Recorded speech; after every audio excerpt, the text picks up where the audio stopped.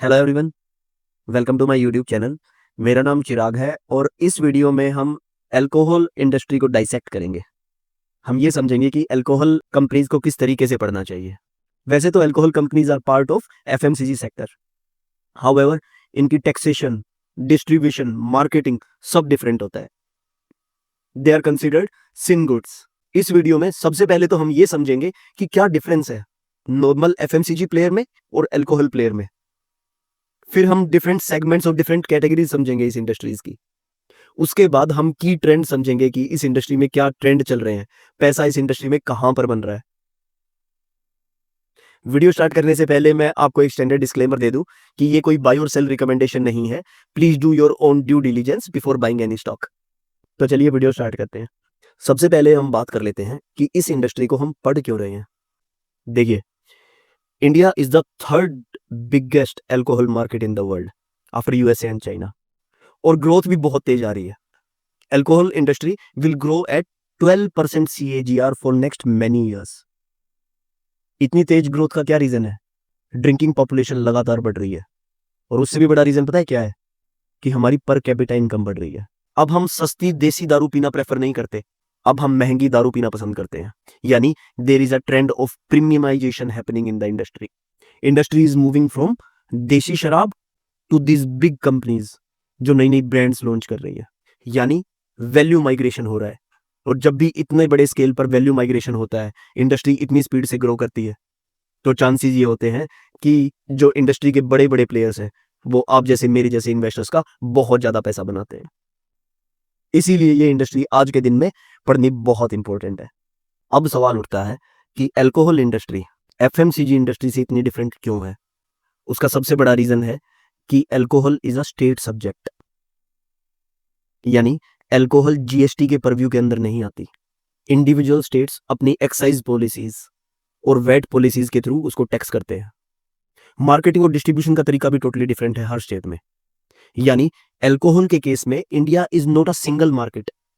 36 different markets हैं India के अंदर, जहां पर किसी अल्कोहल कंपनी को अगर ग्रो करना है तो हर स्टेट के लिए एक डिफरेंट पॉलिसी लेके आनी पड़ेगी, एक डिफरेंट तरीका लेके आना पड़ेगा। That makes alcohol a very different play than other FMCG players. अगर डिफरेंट स्टेट्स में टैक्सेस डिफरेंट है तो प्राइसेस भी डिफरेंट होंगे, and this sector is heavily taxed. So जितनी भी स्टेट गवर्नमेंट्स हैं उनका सब्सटेंशियल पैसा शराब की एक्साइज ड्यूटी से आता है। सो कोई भी स्टेट इस मैटर को लेट गो नहीं करना चाहता। आपको एक बात पता है कि हर डिफरेंट स्टेट का डिस्ट्रीब्यूशन मॉडल टोटली डिफरेंट है। कुछ स्टेट्स डिस्ट्रीब्यूशन को अपने हाथ में रखते हैं, टोटली अपने हाथ में रखते हैं। होलसेल स्टेट के हाथ में होती है, रिटेल भी स्टेट के हाथ में होता है। For example Tamil Nadu and Kerala. Tamil Nadu में जो रिटेल शॉप्स हैं वो सरकारी रिटेल शॉप्स हैं, टेस्मैक नाम से। कुछ स्टेट्स ऐसे हैं जहां पर पूरा डिस्ट्रीब्यूशन प्राइवेट प्लेयर्स के हाथ में है, जैसे महाराष्ट्र और गोवा। फिर कुछ स्टेट्स ऐसे हैं जहां पर ऑक्शंस होते हैं, जैसे पंजाब, हरियाणा, चंडीगढ़। यानी अल्कोहल कंपनीज को डिफरेंट डिस्ट्रीब्यूशन मॉडल के लिए डिफरेंट स्ट्रेटेजी अपनानी पड़ती है।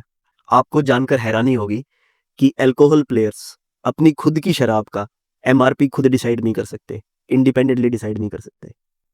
उनको परमिशन लेनी पड़ती है इंडिविजुअल स्टेट्स की एक्साइज डिपार्टमेंट से। रॉ मटेरियल के प्राइसेस बहुत ज्यादा बढ़ गए तो क्या करना पड़ेगा कंपनीज को? एमआरपी बढ़ाना पड़ेगा। लेकिन एमआरपी वो एकदम नहीं बढ़ा सकते, वो अप्लाई करेंगे एक्साइज डिपार्टमेंट के पास। एक्साइज डिपार्टमेंट उसको अप्रूव करेगा। उसके बाद प्राइस रिवाइज होंगे। कई स्टेट्स साल में एक बार प्राइस रिवाइज करते हैं। केरला और तेलंगाना जैसे स्टेट्स तो ऐसे हैं जिनके 4 या 5 साल के बाद प्राइसेस रिवाइज होते हैं। कुछ स्टेट्स लिबरल भी हैं, जैसे महाराष्ट्र। वहां पर आप साल में कई बार प्राइसेस को रिवाइज कर सकते हैं। तो इस इंडस्ट्री में आपकी प्राइसिंग भी आपके हाथ में नहीं है, जिसकी वजह से ये सेक्टर बहुत डिफरेंट हो जाता है दूसरे एफएमसीजी प्लेयर्स से। उसके बाद आप अल्कोहल की एडवर्टीजमेंट नहीं कर सकते।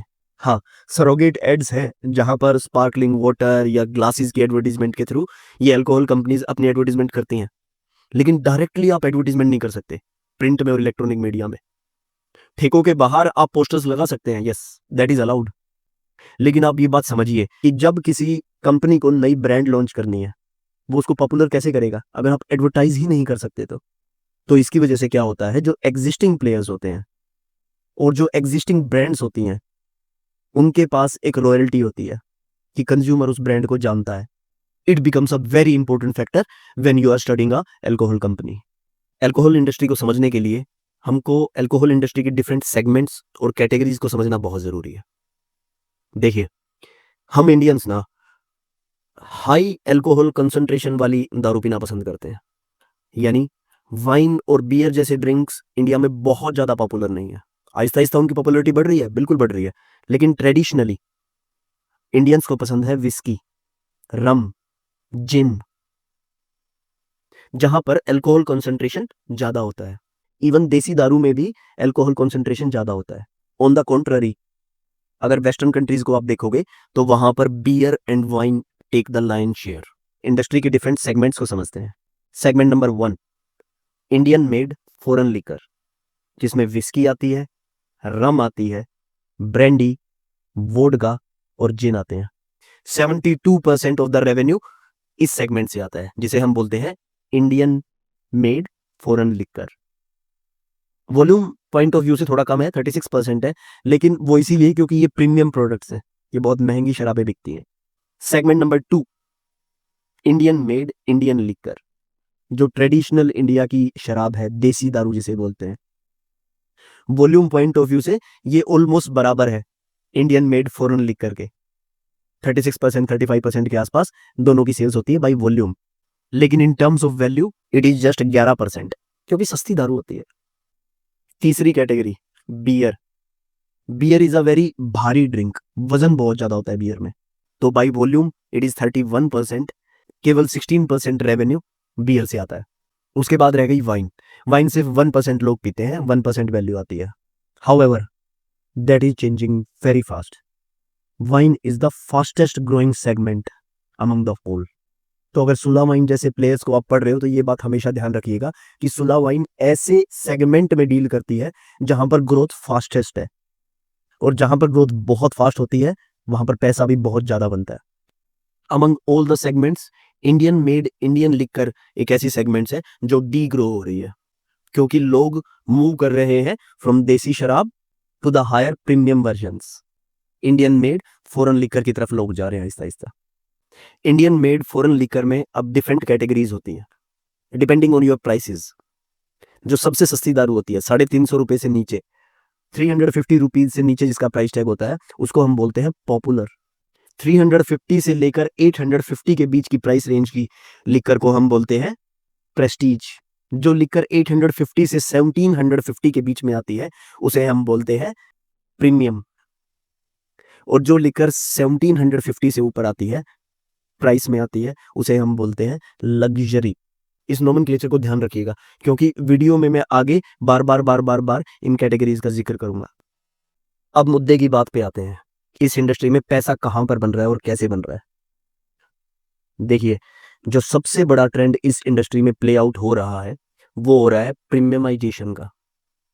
यानी जो लोग देसी दारू पीते थे, इंडियन मेड इंडियन लिकर पीते थे, आज के दिन में वो Indian made foreign liquor P रहे हैं।